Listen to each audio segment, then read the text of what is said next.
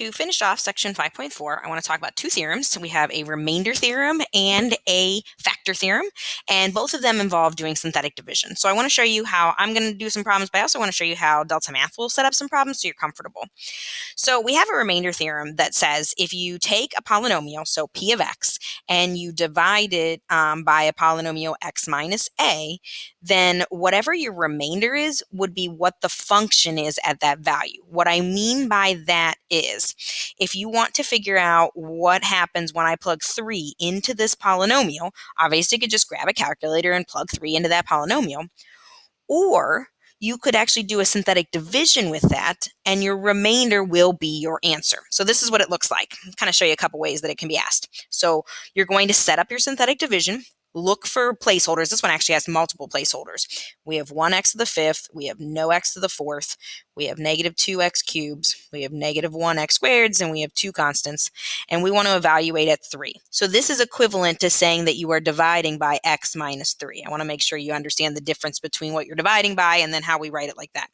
So you drop the first number down, multiply, add, multiply, add, multiply, add, multiply, add. Let me double check my arithmetic. Multiply, add, multiply, add.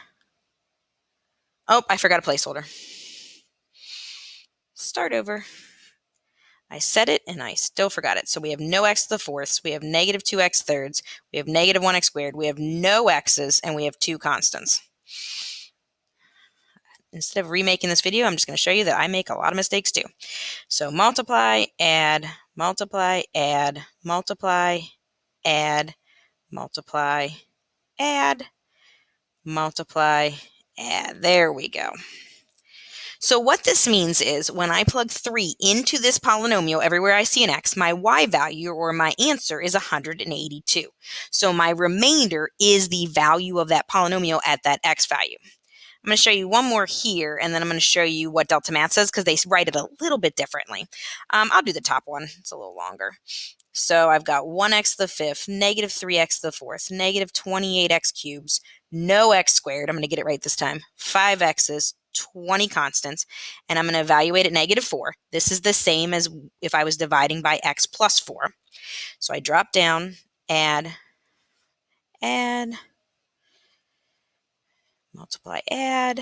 Lots of zeros here, which is really nice. So I get 0, which means that when I plug negative 4 into my polynomial, I get a value of 0. Now, you might say, well, shouldn't I just plug negative 4 into that polynomial? And you can, but to be honest, I actually think in many cases, especially if you have a really big polynomial, synthetic division is actually easier. So let me show you what it's going to ask you to do on Delta Math. So Delta Math has what they call the remainder theorem. Essentially, this is really asking you to do the same thing, but they will write it as the factor instead of the number. So when you set this up, I'll set this one up for you just to kind of show you what's going on here. So you're going to set up your polynomial, your synthetic divisions. We have 1x to the fourth, negative 4x cubes, no x squareds, no x's, and one constant. So let me make sure I have that right. X to the fourth, x to the third, none, constants. And since I'm dividing by x minus 6, I'm going to put a 6 out there. So I'm going to drop down, I'm going to multiply, add, multiply, add, multiply, add, multiply, add, 432. Probably should double check on a calculator just to make sure. 6 times 72. Yeah. So the number that you're plugging in for this is just the remainder, because this is just asking for the remainder. So you're going to go on your screen and you're going to type in 433 and submit that answer. The one last thing I want to show you is something called the factor theorem, and I've already kind of talked about this a lot. The idea that is if something is a factor, so if x plus 2 is a factor, x plus 5 is a factor, you would get a 0 remainder. So we've done ones we had a 0 remainder, so we could say it was a factor. So for example, if we go back to the one we were just looking at, we had a 0 remainder here. That means that x plus 4 is a factor. If we get a different remainder, like the one we just did, we got a remainder that was 433, that is not a factor. So what they're going to ask you to do on Delta Math, let me take you back here. We have one that's called the factor theorem. It's actually a multiple choice question, and there's so many ways to do this, and I'll kind of give you some ideas. This one wants to know which is not a factor. So one option is we can go through and do synthetic division for every single one. Another option would be to use a calculator and graph it. So I'm going to show you the synthetic division option first. So we'll set up our synthetic division. We've got 1, 3, negative 25, and 21, and there are no placeholders needed. So I'm going to start. The first option is x minus 3, so that means I'm going to put a 3 outside. So drop down, multiply, add, multiply, add. Oh, did we really get that lucky the first time? We did not get a zero remainder, so that is not a factor. All right, I want to do one of the other choices just to make sure everybody's good. So we have 1, 3, negative 25, and 21. Let's try negative 8, which would be looking at this one. So drop down, multiply, add, multiply, add. I'm not getting an answer for this one either, which is not a factor. Oh, I added wrong. Oh man, having a rough morning. So I multiplied instead of added. We'll figure this out here. So I'm going to check 3. I found my mistake. 3 plus 3 is 6, not 9. Hello. So negative 25 plus 18 is negative 7, negative 21. All right, so this one is a factor, so it's not going to be the first one.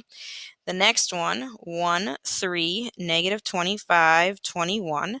Put negative 8 out. 1, drop down. That's negative 5, 40, 15. That is definitely not going to give you 0 as a remainder. 8 times 15. 8 times 15. It's going to be negative 120. Yeah, definitely. So this is looking like the right answer. I can check the other ones. So 1, 3, negative 25, and 21. I'm going to try negative 7. So drop down, multiply, add, multiply, add. We are good. That one gives me 0, so that one's not it. That one's not it. And then I can check 1, 3, negative 25, and 21.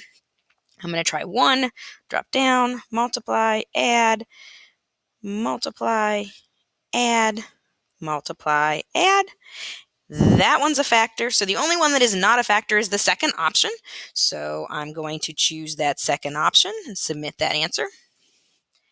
So now your other option is to grab a calculator. And actually, they're showing you a lot of options. They're showing you that you could just plug in the A value and show which one does not give you a remainder of 0. I think what we did was actually a little easier than that. Your other option is to grab a calculator or Desmos if that's closer for you and type in this function. Trying to get it smaller so you can actually see it.